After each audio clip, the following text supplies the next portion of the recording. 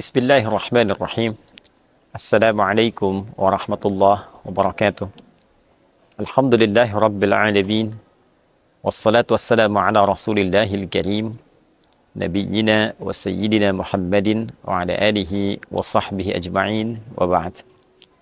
Saudara-saudariku dimanapun berada, Alhamdulillah kita sangat bersyukur pada Allah Subhanahu wa ta'ala masih diberikan kesempatan untuk menjalani ibadah siam Ramadan dan telah memasuki pekan kedua dengan izin Allah Subhanahu wa ta'ala.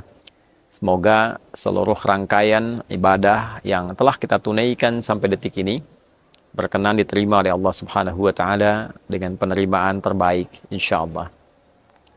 Teman-teman dimanapun berada, seperti telah kita ulas di pertemuan yang lalu, bahwa di antara rangkaian ayat puasa yang sekaligus memberikan potret insan beriman dalam menjalani rangkaian kegiatan puasa dan melekatkan hukum-hukum terkait di dalamnya, terdapat satu ayat yang memberikan kesan permohonan mendalam dari setiap insan beriman, khususnya yang tengah berpuasa, untuk berdoa memohonkan segala hal terkait kebutuhan dunia akhiratnya.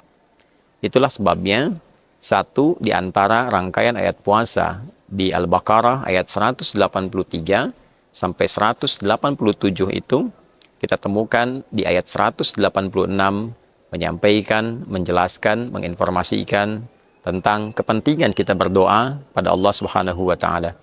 Wa idza sa'alaka 'ibadi 'anni fa inni qarib ujibu da'watad da'i idza da'an falyastajibu li wal yu'minu bi la'allahum yarshudun. Muhammad sallallahu alaihi wasallam, dan bila ada di antara hamba-Ku yang bertanya padamu tentangku, untuk memohon, untuk meminta, untuk berdoa, menyeru, maka katakan kepadanya, sungguh Aku amatlah dekat. Karena riwayat yang pernah kita bahas di pertemuan yang lalu, ada yang mengkonfirmasi kepada Nabi seorang Arab Badui, apakah Allah itu jauh sehingga harus menyeru dengan kencang, ataukah dekat sehingga dapat memohon dengan lirih. Maka turunlah ayat ini untuk mengkonfirmasi. Pada intinya, teori dan kaidah di dalam ilmu Al-Quran di subtopik Asbabun Nuzul mengatakan, al-ibratu bi'umumil lafzi la bi khususis sababi. Hukum itu dapat dipahami, diterapkan, tidak berdasar atas kekhususan sebabnya, namun dapat dipahami berdasarkan keumuman lafaz dari ayat yang diturunkan yang mencakup hukum yang dimaksudkan. Maka ayat ini ketika diturunkan dan dirangkaikan dalam rangkaian ayat Ramadan, memberikan kesan kepada kita bahwa pada umumnya insan beriman, khususnya yang tengah menjalani ibadah Ramadan, akan banyak sekali menghadap kepada Allah, banyak berdoa, banyak meminta, baik itu di siang ataupun malam Ramadan.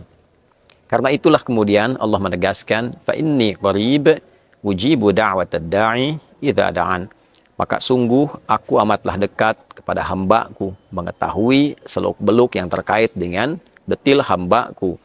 Ujibu da'watad da'i, maka Aku akan senantiasa menjawab permohonan setiap hamba-Ku, idza da'ani, sepanjang hamba-Ku bermohon kepadaku dengan cara yang benar.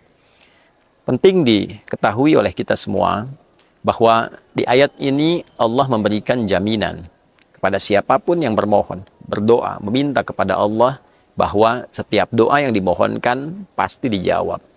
Menggunakan redaksi fi'il mudhari, baik saat itu dimohonkan ataupun ke depan saat ia siap menerimanya, atau bila memang itu tidak menjadi maslahat di dunianya, maka Allah kabulkan di akhiratnya sesuai dengan kebaikan yang dapat diterima oleh si pemohon, oleh hamba yang berdoa.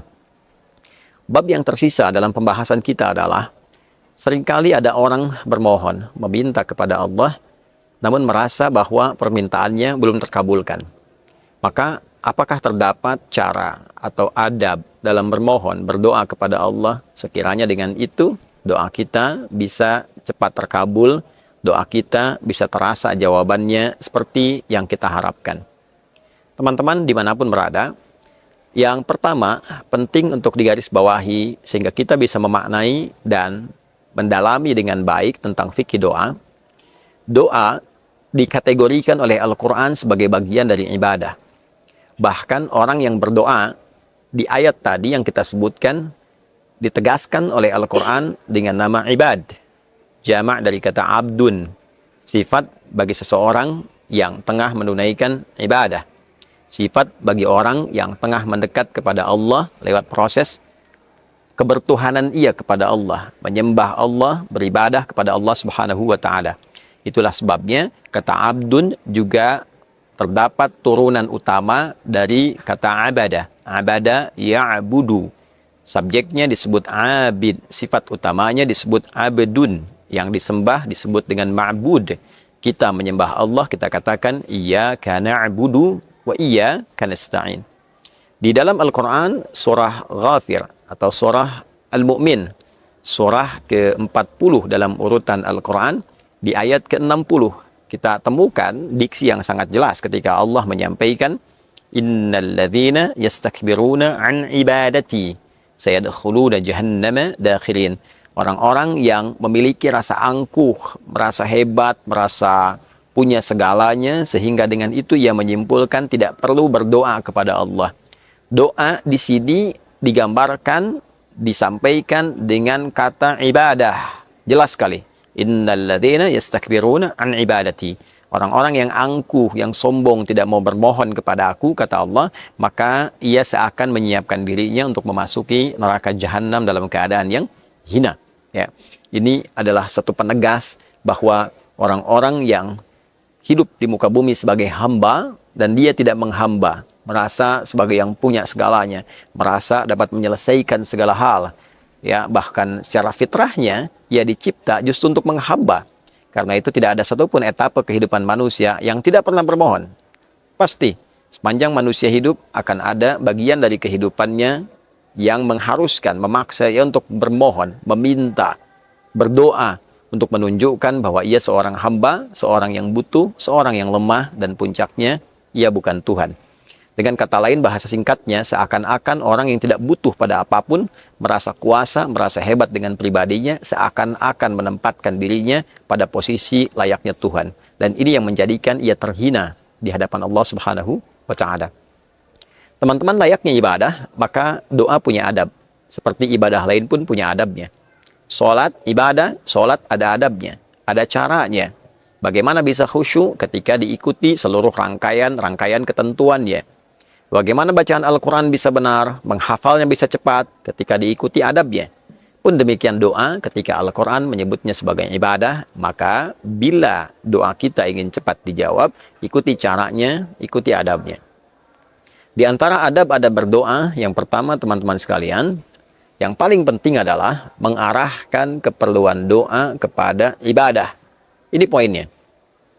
Ketika kita meminta pada Allah Subhanahu wa ta'ala, walaupun yang kita minta aspek kehidupan dunia, maka arahkan dunia ini untuk kepentingan ibadah kita. Itu cara utama yang paling cepat mengabulkan doa yang kita mohonkan. Contohnya begitu banyak di dalam Al-Quran, seperti doanya Nabi Zakaria alaihi salam ketika bermohon kepada Allah meminta keturunan. Maka beliau memohon diabadikan di Quran surat Maryam itu, ya, dengan mengatakan, Ya Allah, ini fisikku telah mulai letih, rambutku telah memutih, washta'ala ra'su syaiba walam akum bidu'aika syaqiyya, dan aku tidak putus berdoa kepadamu ya Allah. Untuk apa? Ya, tujuannya adalah yarithuni wa yarithu ala Ya'qub, untuk bisa mewarisi dakwah yang aku turunkan, yang ditugaskan aku untuk berdakwah, mengajak manusia pada kebaikan, untuk beribadah kepadamu. Ya Allah, bukan sekedar aku minta keturunan karena orang lain pun meminta, tapi aku menginginkan keturunan ini agar niat ibadahku dalam berdakwah bisa diteruskan. Nah, ini bermohon dengan mengarahkan kepentingan kita kepada aspek ibadah. Pun demikian Nabi Ibrahim alaihissalam ketika memohon kepada Allah diberikan keturunan, maka hal pertama yang beliau mintakan, liyuqimus shalah, supaya mereka menegakkan sholat ya Allah. Ada keturunan yang meneruskan ibadah yang telah aku lakukan, untuk menegakkan sholat, untuk bisa berdakwah ma'ruf nahi mungkar, untuk mendekat kepadamu. Jadi kalau secara spesifik kita minta tentang urusan dunia kita, maka yang pertama jadikan dunia sebagai wasilah ibadah. Ya Allah, selama ini hamba sholat, selama ini hamba baca Al-Quran, namun selama ini hamba belum mampu untuk berzakat. Berikan kemampuan pada hamba, ya Allah, hamba mohon selama hidup agar bisa berzakat. Jadi pada sesungguhnya Anda meminta bagian dari zakat itu ada bagian dunianya. Kalau Anda mendapatkan 1 juta, bukankah di situ Anda bisa keluarkan misalnya 25.000 rupiah. Anda diberikan misal 1 miliar, maka ada kesempatan berzakat 25 juta. Anda minta zakat 25 juta, tapi Anda mendapatkan bagian dunia 975 juta yang diolah dengan cara yang halal dan benar. Arahkan kepentingan dunia menjadi wasilah akhirat. Itu poin pertamanya. Yang kedua, adab yang kedua, diupayakan berdoa kepada Allah dalam keadaan yang suci dan bersih. Bukan sekedar berwudu, tapi makanannya bersih, minumannya bersih, pakaiannya bersih. Bersih dari apa? Bersih dari segala yang haram. Bersih dari segala yang haram. Nabi SAW dalam salah satu hadis yang viral didokumentasikan oleh Imam Muslim pernah menyampaikan, atau kama qala sallallahu alaihi wasallam, beliau menyebutkan seseorang yang menempuh perjalanan yang panjang dan jauh untuk bisa bermohon kepada Allah. Ia menghadirkan berbagai macam instrumen yang mempercepat terkabulnya doa. Thumma dzakara rajula, lalu Nabi mengisahkan seorang lelaki, asy'atha aghbara, menempuh perjalanan panjang, yutilus safara, ya, kemudian asy'atha aghbara, sampai ia terpenuhi debu. Ya, artinya dia menunjukkan kesungguhan dia untuk berdoa. Ya, doa dalam safar cepat terkabul. Ya, muddu yadaihi ila sama, dia mengangkat tangannya ke langit. Artinya dia memohon. Ya, doa yang mengangkat tangan mempercepat terkabulnya doa. Kemudian yang ketiga adalah fayaqulu ya Rabb, dan dia mengawali dengan al-asmaul husna, meminta dengan nama Allah yang berjanji dengan itu akan memberi. Ya, qalu bala syahidna, ketika kita mengatakan kami setuju ya Allah, ya, menetapkan kau sebagai Tuhan yang akan merawat, membimbing, mengabulkan doa kami. Alastu bi rabbikum, Rabb kalimatnya. Itulah rahasianya kenapa dalam setiap doa sering kita menggunakan kata Rabb. Rabbana zalamna anfusana, Rabbana atina fid dunya hasanah, dan seterusnya. Dan orang ini mengatakan, ya Rabb, ya Rabb. Apa komentar Nabi terhadap pernyataan dan perilaku orang ini? Nabi mengatakan, anna yustajabu lidzalik, atau kama qala sallallahu alaihi wasallam. Bagaimana doanya bisa dijawab? Famat'amu haram, mashrabu haram, makanannya haram, minumannya haram, malbasu haram, pakaiannya haram, wa ghudhiya biharamin, dan perangkat hidupnya haram. Jadi ternyata yang haram itu bisa menghambat doa. Doa itu baik, doa itu suci, maka perbuatan-perbuatan haram menjadi penghambat hadirnya doa, karena yang baik tidak akan mungkin menembus kepada sesuatu yang kurang baik. Maka bersihkan diri kita. Berwudu dengan baik, pakaian seadanya, sederhana, sebaik-baik, yang penting halal. Yang penting makanan halal. Memohon kepada Allah, maka doa yang kita mohonkan boleh jadi tidak terhijab antara permohonan dengan jawaban. Pun demikian teman-teman, di antara cara kita berdoa, adab kita berdoa, yang paling penting adalah mengikhlaskan doa kita untuk mendapatkan ridha Allah Subhanahu wa ta'ala. Bukan memaksa jawaban kepada apa yang kita inginkan, tapi menyerahkan apa yang kita mohonkan kepada apa yang Allah inginkan. Itu poin utamanya. Karena Allah hanya mengabulkan apa yang kita butuhkan, bukan apa yang kita inginkan. Itu catatannya. Ingat baik-baik, Allah mengabulkan apa yang kita butuhkan, bukan apa yang kita inginkan. Terkadang kita minta langsung diberi karena kita butuh seketika. Ada saat kita minta, dipandang bahwa kita belum siap. Saat ini belum siap untuk menerima itu. Keinginannya besar. Sering saya ilustrasikan, ada anak kecil 5 tahun, dia ingin dibelikan motor. Motor yang besar, motor yang kadang suka dipakai orang dewasa. Orang tuanya mampu. Tapi orang tua menilai belum layak dia mengendarai ini. Belum ada kemampuan. Kalaupun terlihat bisa mencelakai dirinya atau orang lain. Maka ditunggu sampai dia dewasa, disimpankan uangnya, disimpankan potensi untuk membelinya, supaya saat dia mampu, lalu kemudian diberikan apa yang dia inginkan itu. Ada yang ketiga, diganti dengan apa yang dibutuhkan, bukan apa yang diinginkan. Seorang anak sakit, meminta dibelikan jeruk. Kata dokter yang baik untuknya adalah apel. Orang tua memberikan apel kepadanya, bukan jeruk. Karena itu yang dia butuhkan, bukan apa yang dia inginkan. Dan yang keempat adalah, teman-teman sekalian, ini yang paling penting. Bagian terpenting di ujung ayat 186 itu adalah falyastajibuli wal yu'minu bi la'allahum yarshudun. Kalau ingin cepat dijawab, kata Allah sendiri, falyastajibuli, maka jawab juga seruanku dengan cepat. Allah panggil sholat, datang cepat. Bahkan sebelum waktunya kita siap-siap. Allah minta kita puasa dengan baik, lakukan dengan baik. Disuruh, lakukan. Siap-siap, kerjakan. Orang yang cepat merespon seruan Allah, betapa cepat juga Allah Subhanahu wa Ta'ala merespon apa yang dia inginkan. Bahkan terkadang ada orang yang belum minta, Allah sudah siapkan kebutuhannya. Yang terakhir, yang kelima, bagian terpenting dari itu semua adalah menjadikan diri kita selalu terpelihara dalam ketaatan kepada Allah Subhanahu wa Ta'ala. Cari tempat-tempat yang baik. Misal, kita datang ke masjid yang baik, di mihrab, waktu-waktu terbaik, di sepertiga malam, dalam keadaan kita telah menunaikan amal saleh, sudah baca Quran, doa. Sudah sholat, doa. Itu hal yang paling baik yang bisa dikerjakan. Itulah yang dicontohkan oleh Sayyidah Maryam alaihissalam, diabadikan di Quran surah ketiga Ali Imran, ayat 37, ketika beliau menyiapkan dirinya menjadi hamba yang baik, di tempat yang baik, maka Allah menerima semua usaha kedua orang tuanya, dan juga usaha Maryam alaihissalam. Fataqabbalaha rabbuha biqabulin hasanin wa ambataha nabatan hasana. Poinnya, kullama dakhala 'alaiha Zakaria al-mihraba wajada 'indaha rizqa. Setiap kali Nabi Zakaria pamannya mengantarkan kebutuhan Maryam, Maryam sudah mendapati semua itu pemberian dari Allah Subhanahu wa Ta'ala yang diantarkan, disiapkan oleh para malaikat. Qala ya Maryam anna laki hadha? Qalat huwa min 'indillah. Pamannya mengonfirmasi, Maryam dari mana semua ini? Maryam menjawab, semua dari Allah Subhanahu wa Ta'ala. Inna Allah yarzuqu man yasha' bighairi hisab. Allah akan senantiasa memberikan rizki tanpa batas bagi siapapun yang dia kehendaki. Maka jadilah kita termasuk yang dikehendaki oleh Allah itu. Jangan berputus asa dari doa, jangan menyimpulkan tidak dijawab, jangan pernah menyimpulkan bahwa ini tidak akan terjadi. Semua kuasa Allah yang diberikan, ketika Allah menghendaki terjadi, pasti terjadi. Seperti itulah Nabi Zakaria meyakini, lantas kemudian beliau sholat di tempat itu, memohon keturunan, dan menepikan semua prediksi yang telah terjadi.